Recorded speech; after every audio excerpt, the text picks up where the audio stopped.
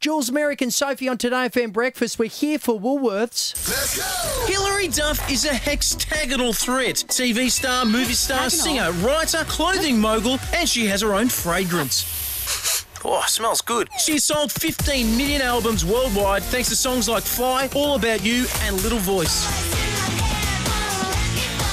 She has a new single out, All About You, and she's in the studio now. Here's Hilary. This is my favourite day ever.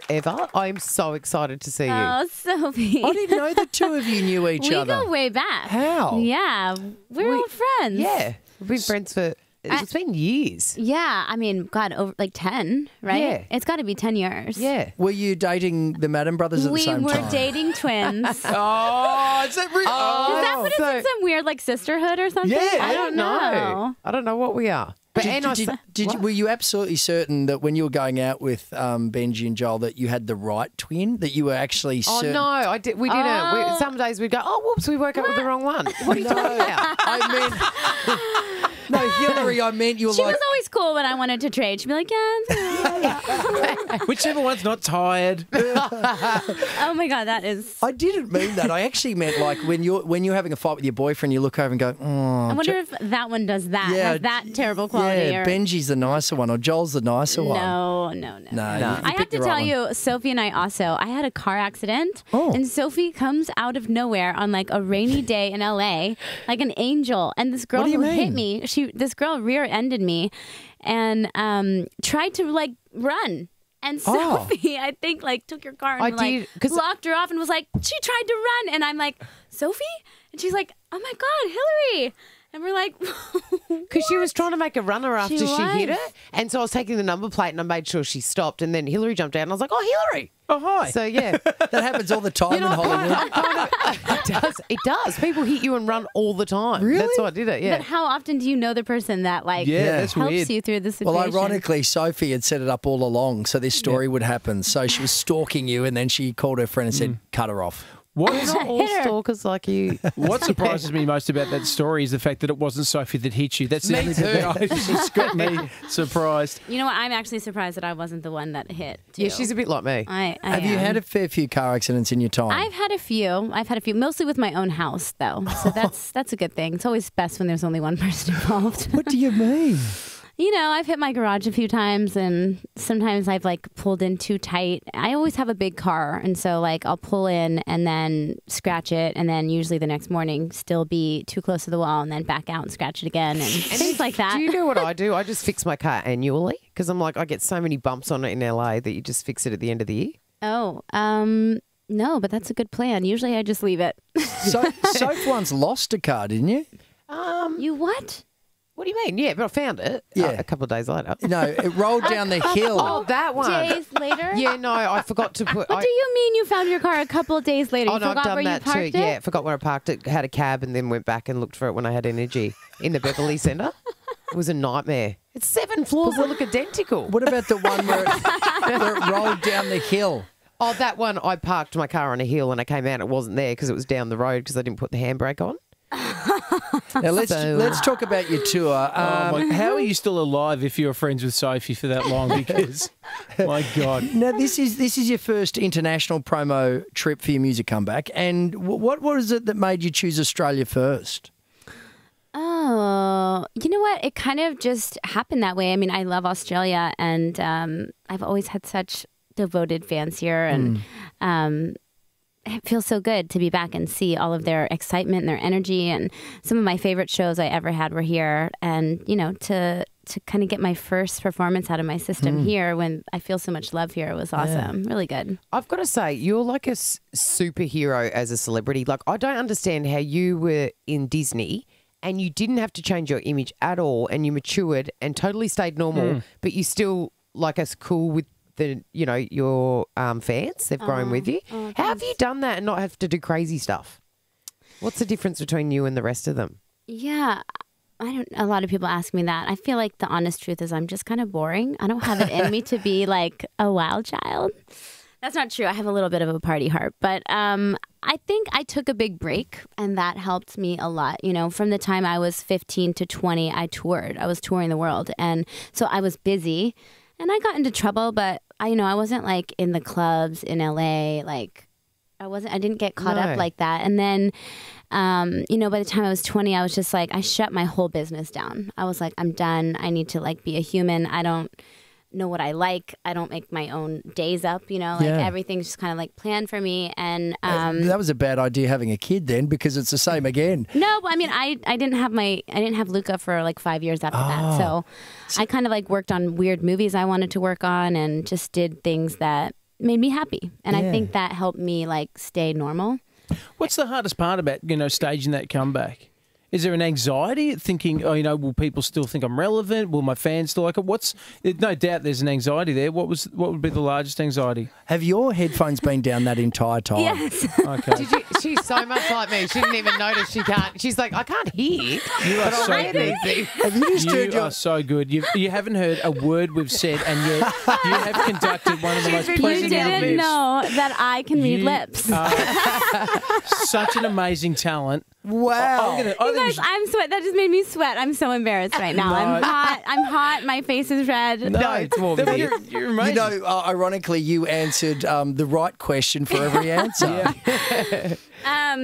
You guys, what were we talking about? About your comeback. About one of the most challenging parts of your comeback. What is it? Anxiety? Are you concerned about things when you come back, or is it like just riding a bike and you just go back in and do your music?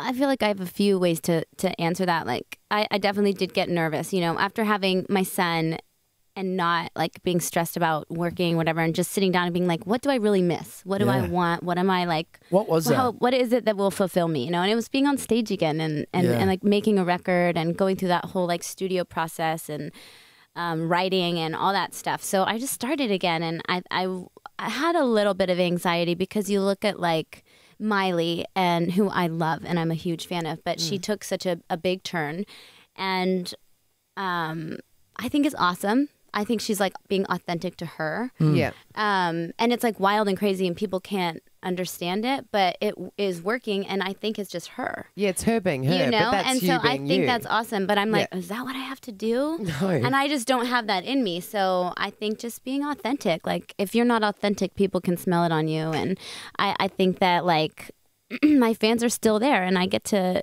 connect with them all the time on Twitter and social media. And when I go places, they're always there, So I definitely think they're still there for me and wanting to see what I'm going to do. Can you repeat that? I just had my headphones turned down. Sorry. I'm going to smack you. And are you going into a bit more country music? Is that right? I could see myself doing that. I mean, my record is definitely pop, but you can hear a little bit of like a twang in this. Towards the end, it gets a little country, and the record has a bit of like a Mumfordy vibe, still like pop, awesome. but a little folky. Are those two genres slowly melding and blending together? Do you think pop and country, or pop and folk? I think pop and folk is a little easier, but country music, they seem to like want you to be full on country, so you kind of have to choose. Because they get upset if you're not really full country, don't they? I don't know. I haven't tried to break like as a country artist yet, but Keith I'm a Urban, huge country artist, fan. Keith Urban's a big friend of the show, and what he really loves is death metal, but he's too scared of upsetting his fans. That sounds like the worst torture for me. Is making me listen to death metal. That's what he likes. It's awesome. It's death metal, but with a heart. Do you listen to death metal with the leeches on your face? Is that like the ultimate relaxation for you? You're going to find out more You're about a that in freak. the Blackout I like Challenge. it. Hey, it's been so good to speak to you. In terms of moving from mum to pop star again, no doubt that sort of anxiety that you go, all right, I'm doing some things that are really important in Luca's life, and then you go, all right, I'm going to go back into the spotlight. What were the sort of things that you liked leaving behind when you returned back into the limelight? That I liked leaving behind? Yeah, like for instance, in the early days, fame would have been intoxicating. For you now, you would have had a really good grip on the values of life, that when you go in and go, what's most fulfilling for me is performing on stage and connecting with fans. Yeah. Well, there's certain things you go, thank God that, I'm not attracted to all the sort of wild side around the industry. I think that maybe when I was younger, I did have a little bit of like I was not like the wild child, and so like was I missing out or something, you know? But like, I had my fun. I was just like a lot more private about it. Yeah. And I think taking like my break, I realized like what I like to do and who I am, and just felt like a lot more confident in that. So now coming back into it, I have such a secure like base, you know, and I realize that this is just a job, and like it can come and go so quick. You know, there's like a lot of people that get excited to see you, and a lot of people giving you what you want. But like I'm a mom now, so I go home and like change dirty diapers and do I'm like racing home from the studio to cook dinner for my kid and then throw him in the bathtub and like do really normal things. And I think that is the most important to me. And then the flip side is like I'm a human too, and like after having a baby you feel so mommy. You're like, okay, I'm a human and I have like needs, all kinds of needs, and like fulfilling certain like dreams is really important for me to be happy. And so I want to be the best I can be for him, and if that's not being home all the time and doing what I love, like I'm going to show him that. Did I answer your question? Yeah, I was a you little did. confused. Yeah, it was awesome. No, it was really sweet. But I it have the happened headphones to down. Sorry, can you repeat that? I am literally going to hurt that guy. I have a special leech in my bag for you. Yeah, he'll try it one more time. This is a different kind. What am I laughing at? I've still got these still down. Soph was right. Exactly, that's it. 3, you're out. But have you found, because you were so young and it came quite quickly to you, do you appreciate it a lot more now? Honestly, I feel like I've had to work for everything. Like, I don't feel like any of it was handed to me. And sometimes you see people that, like, make it. They have just, like, a smash hit, and you're like, wow, that person doesn't get it. Yeah. Like, they don't know, like, what it takes for some people, you know? So I feel like I'm always fighting to, like, prove myself as a singer or an actress or whatever, because I'm kind of in the middle, you know? And what's your sister doing now? Because I know you support her so much and you're so close with your mum and your sister. Yeah. Are you going to work with her again? I don't know if we would do music stuff. I mean, she's a really good writer. Our lives are just so busy that when we tend to hang out, we don't, you know, it's usually about like hanging out with Luca or like family dinners and stuff like that. She has a show on Cooking Channel now called Real Girls Kitchen, and it's like a lifestyle show, and her like trials and tribulations in the kitchen, which is quite funny because she's a good cook, but it's not always great. That's awesome. It's I mean. She's amazing, and it's just a very like realistic show about a girl like finding her way through the kitchen, and she's doing really good. She's engaged and has a nice fiance, and yeah. Look at you guys moving on. Is it one of the Madden brothers? What? They don't get a... I wish I heard the end of that sentence. Hilary we can Duff. talk about that later. Yeah. Your new single, All About You, is out now, and it's been so great to chat to you on Thank 2DayFM you. Breakfast. Thank you. Thanks, you guys.